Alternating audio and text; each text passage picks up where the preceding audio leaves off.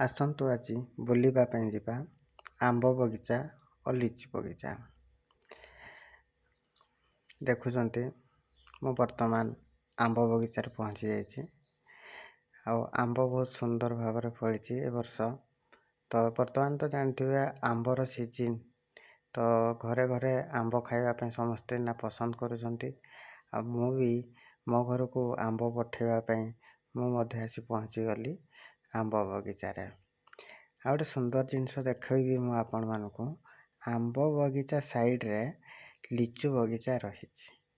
ତ ମୁଁ ମୋ ଘରକୁ ପଠାଇବା ପାଇଁ ଯେଉଁ ପଠାଯାଉଛି ବ୍ୟବସାୟୀମାନେ ସବୁ ଆମ୍ବ ଟ୍ରେ ଧରିକି ଆସିଥିଲେ, ତାଙ୍କଠାରୁ 2ଟି ଟ୍ରେ ମୁଁ ମାଗି ଆଣିଲି। ଆଉ ଆମ୍ବ ତୋଳିବାରେ ମୁଁ ବ୍ୟସ୍ତ ରହିଲି। ଆଉ ଏଇସବୁ ଆମ୍ବ କାଲି କେନ୍ଦୁଝର ଯିବ। ଯେଉଁମାନେ ଭାଇ ଭଉଣୀମାନେ କେନ୍ଦୁଝରରୁ ଏ ଭିଡ଼ିଓକୁ ଦେଖୁଛନ୍ତି, କମେଣ୍ଟ କରିକି ଜଣାଇବେ କେନ୍ଦୁଝର ବୋଲି। ଆଉ ଏହି ଅଞ୍ଚଳରୁ ଅନେକ ବ୍ୟବସାୟୀ ପାଟଣା, ବିହାରର ପାଟଣା ଅଞ୍ଚଳରୁ ଆସନ୍ତି। ଆଉ ଯେ ଏପଟେ ଦେଖନ୍ତୁ ଲିଚି ବଗିଚା ରହିଛି। ଲିଚି ମଧ୍ୟ ଆମର କେନ୍ଦୁଝରକୁ ଯାଉଛି।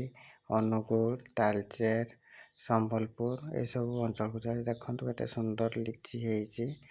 ଆଉ ଲିଚିର ଗଛ ଗୁଡ଼ିକ ଦେଖିବା ପାଇଁ ବି ବହୁତ ସୁନ୍ଦର ଲାଗୁଥାଏ।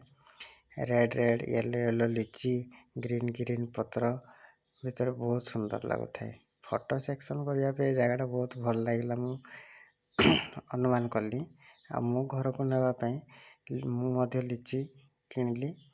ଆଉ ଲିଚି କେମିତି ସବୁ ଏଠୁ ଯାଉଛି ବାହାର ଅଞ୍ଚଳକୁ ବିକ୍ରି ହେବା ପାଇଁ ବ୍ୟବସାୟୀମାନେ ନେଉଛନ୍ତି, ମୁଁ ଆପଣମାନଙ୍କୁ ଦେଖାଉଛି। ଏସବୁ ଲିଚି ଗଛ ରହିଛି। ଆଉ ଆଗକୁ ଯିବା ଦେଖିବା କେମିତି କ'ଣ ହେଉଛି। ଏଇଠି ଭାଇମାନେ ବସିଛନ୍ତି, ଏମାନେ ସବୁ ଲିଚିକି କାଉଣ୍ଟ କରୁଛନ୍ତି। ତାପରେ ସେମାନେ ବାନ୍ଧିକି ରଖୁଛନ୍ତି। ଆଉ ମୁଁ ଟିକେ କହିଲି ଟିକେ ଦେଖାଇବା ପାଇଁ ମୋତେ, ସେମାନେ ଦେଖାଇଲେ। ତ ଗଲାବେଳକୁ ଏମାନଙ୍କ ଠାରୁ ମୁଁ ଲିଚି ମଧ୍ୟ ନେଇକି ଆସିଛି, ଯେଉଁଟାକି ମୁଁ କେନ୍ଦୁଝର ପଠାଇବି। ଧନ୍ୟବାଦ।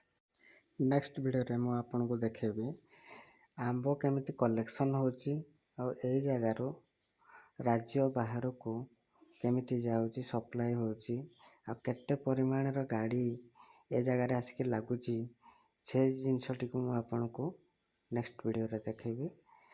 ମୋ ଚ୍ୟାନେଲକୁ ଲାଇକ୍ କରନ୍ତୁ, ସବସ୍କ୍ରାଇବ୍ କରନ୍ତୁ, କମେଣ୍ଟ ମାଧ୍ୟମରେ ଆପଣଙ୍କର ମତାମତ ଦିଅନ୍ତୁ।